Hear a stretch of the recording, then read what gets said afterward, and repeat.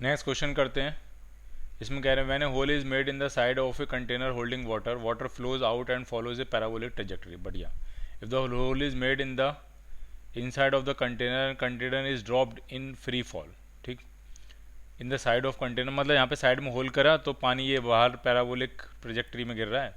अब कह रहे हैं अगर इसको फ्री फॉल में गिरा दिया जाए, तो इसको फ्री फॉल में गिरा दिया जाए तो पानी बाहर आएगा नहीं आएगा, क्या होगा? तो पानी जैसे आप फ्री फॉल में डालोगे पानी निकलना बंद हो जाए। क्यों निकलना? इसलिए बंद हो जाए क्योंकि अंदर हर पॉइंट का प्रेशर, ये फ्री फॉल में आ जाएगा तो इफेक्टिव ग्रेविटी जीरो हो जाएगी, और इफेक्टिव ग्रेविटी जीरो हो जाएगी तो हर जगह का प्रेशर सेम हो जाएगा, हर जगह एटमॉस्फेरिक प्रेशर के बराबर ही प्रेशर होगा, तो कोई एडिशनल प्रेशर नहीं होगा, तो लिक्विड बाहर भी नहीं निकलेगा।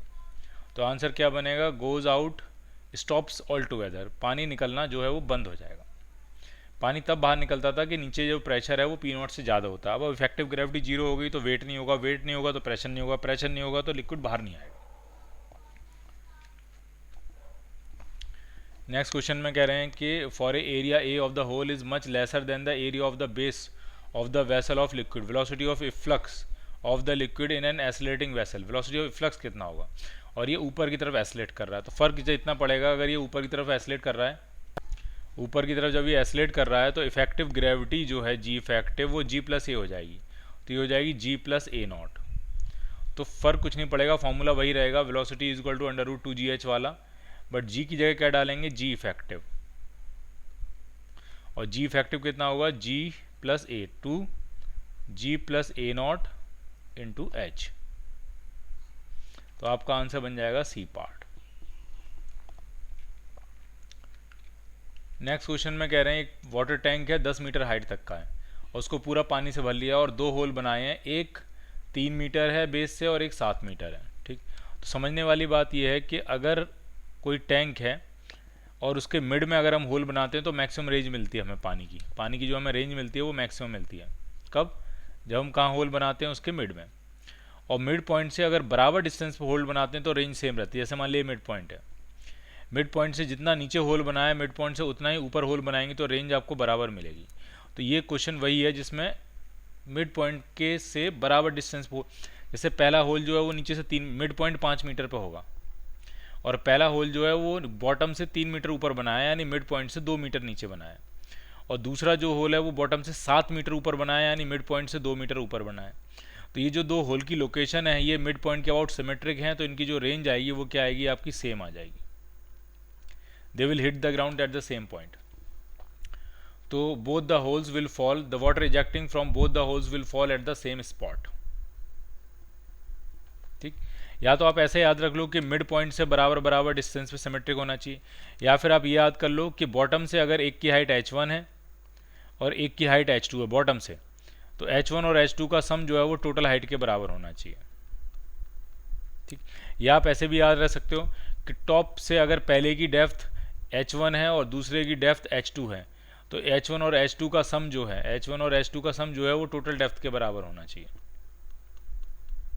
तो आप किसी भी तरह से याद रख सकते हो, या तो मिड पॉइंट के रिस्पेक्ट में सिमेट्रिक याद कर लो, या सारी ही याद करो आप, बॉटम से दोनों की हाइट का सम टोटल हाइट होना चाहिए, या टॉप मोस्ट पॉइंट से दोनों की डेप्थ का सम टोटल डेप्थ होना चाहिए। तो इस केस में वही है, बॉटम से एक 3 मीटर एक 7 मीटर है, दोनों का सम 10 मीटर है जो कि टोटल हाइट के बराबर है, तो रेंज दोनों की क्या होगी? सेम हो जाएगी।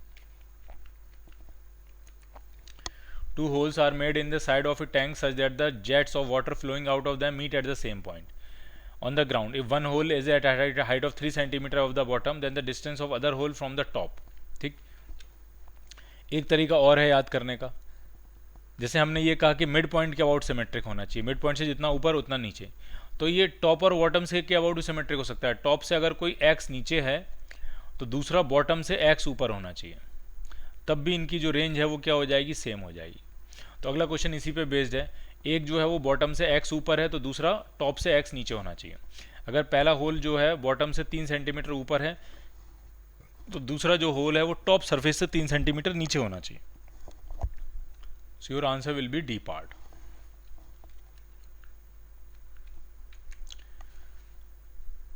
नेक्स्ट क्वेश्चन हम कर चुके हैं, इसमें एब्सोल्यूट प्रेशर जो है वो 3 एटमॉस्फेयर है, तो पानी का प्रेशर 2 एटमॉस्फेयर होगा, और पानी का प्रेशर अगर 2 एटमॉस्फेयर होगा तो वही काइनेटिक एनर्जी में कन्वर्ट होगा, तो वेलोसिटी ऑफ फ्लक्स हम निकाल सकते हैं। 2 एटमॉस्फेरिक प्रेशर जो है वही काइनेटिक एनर्जी में कन्वर्ट होगा हाफ रो वी स्क्वायर। तो यहाँ से जो v आता है वो √400 यानी 20 मीटर पर सेकेंड मिल जाएगा आपको। क्वेश्चन हम सेम क्वेश्चन कर चुके हैं पहले।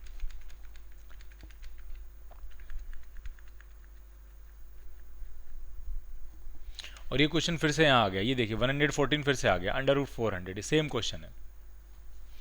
तो 113 करते हैं। 113 में कह रहे हैं लिक्विड की डेंसिटी दी हुई है, टैंक में भर दिया है, ऊपर ओपन जो है, टॉप जो है वो ओपन है, pressure of the liquid at the bottom of the tank is 6.4 atmosphere, और velocity of flux through the hole at the bottom. Velocity of flux कितनी होगी?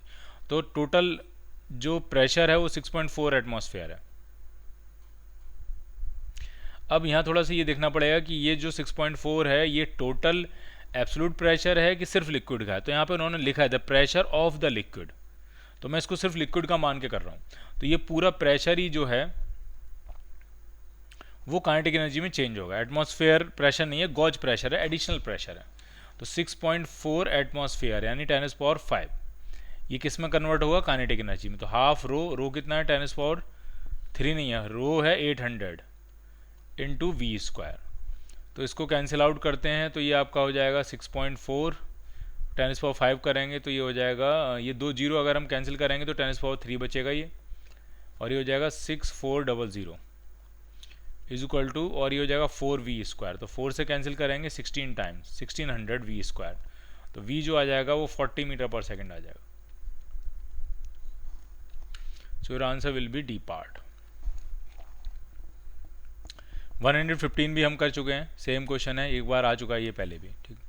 16 करते हैं। वाटर बैरल है, h हाइट की टेबल पर रखी हुई है, और स्मॉल होल पंचर किया हमने साइड में, और it is found that the resultant stream of water strike the ground at a distance r from the table. What is the depth of the water in the barrel? ठीक है, तो ये question भी हम पहले कर चुके हैं, ये आ चुका है। या चलो सॉल्व कर लेते हैं इसको, मुझे याद नहीं है एग्जैक्टली, शायद आ चुका है या नहीं आ चुका है, चलो सॉल्व कर लेते हैं। ये मान लिया ग्राउंड है और ये h हाइट की टेबल है, इसके ऊपर ये टैंक रखा हुआ है जिसके अंदर पानी भरा है।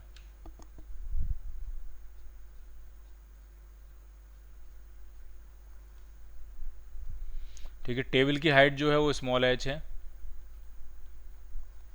पानी की हाइट का पता नहीं है, और एक होल पंचर किया है जो कि यहाँ पे मान लिया कहीं हमने एक होल पंचर किया है, ये पानी की स्ट्रीम ऐसे जाके गिरती है, तो ये जो रेंज है वो r दी हुई है। और what is the depth of the water in the barrel, ठीक है, और कहाँ पे पंचर किया? बेस में पंचर किया है, ठीक है, तो वहाँ पंचर नहीं किया जहाँ हमने पंचर कर दिया है। जो होल पंचर किया उन्होंने वो इसकी हाइट चलो h' मान लेते हैं, बेस में पंचर किया है, और बेस में जब लिक्विड यहाँ पे गिर रहा है तो r डिस्टेंस पे गिर रहा है, तो हमें ये h' फाइंड करनी है। तो बहुत ही सिंपल है, h' के हिसाब से इसकी वेलोसिटी बनेगी √2g h', और इस हाइट के हिसाब से इसको टाइम लगेगा, टाइम होगा √2h/g,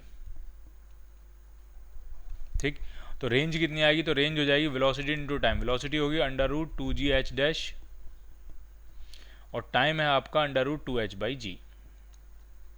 तो g से g कैंसिल आउट हो जाएगा, दोनों तरफ स्क्वायर कर लेते हैं, तो r² इज इक्वल टू हो जाएगा 4h' इंटू h, और आपको टैंक में पानी की हाइट निकालनी है, h' निकालनी है, तो ये हो जाएगा r² upon 4h। So your answer will be C part. Next question में कह रहे हैं ऊपर से 4 सेंटीमीटर होल बनाया और फिर 6 सेंटीमीटर होल बनाया, और दोनों की रेंज सेम है। तो रेंज सेम तभी होती है जब दोनों डेप्थ का सम टोटल हाइट के बराबर होता है, यानी पानी की जो हाइट होगी इसमें टैंक में वो 10 सेंटीमीटर होगी टोटल। ए पार्ट। नेक्स्ट क्वेश्चन में ये कह रहे हैं एक टैंक है, स्मॉल होल है, उसके साइड में y1 हाइट पे और लिक्विड रोज डेंसिटी से भरा हुआ है, और हाइट टोटल हाइट y2 है। एब्सोल्यूट प्रेशर जो है वो PT है, यहाँ पे अंदर जो प्रेशर है वो PT है फ्लूइड के ऊपर, और वेलोसिटी पूछ रहे हैं कितनी वेलोसिटी से बाहर का प्रेशर P0 है।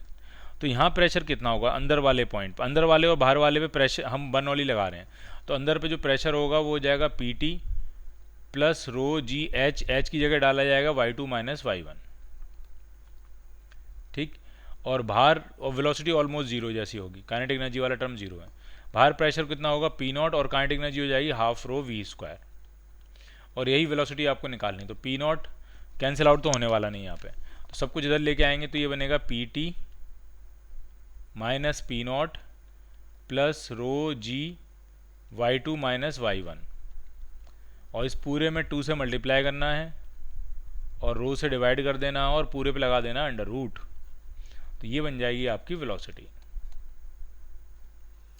और एरिया जो है वो काफ़ी छोटा कह ही रहे हैं तो ठीक ही है, फिर टैंक का एरिया बहुत बड़ा है, ऑरिफाइस का एरिया बहुत छोटा है, तो ठीक है हम यही एज्यूम करके भी इक्वेशन लिखते हैं हम, ठीक है। तो ये आपको आंसर मिल जाएगा। तो ये अंडर रूट जो है ये बाहर आ गया है, मेरे हिसाब से ये पूरा अंडर रूट में जाएगा, ये पूरा अंडर रूट होगा ये ऐसे, ठीक। तो अंडर रूट आप पूरा होगा, बाकी आप आंसर चेक कर लेना कौन सा आंसर बनने वाला है, ठीक है, लेकिन अंडर रूट जो है वो पूरा बनेगा।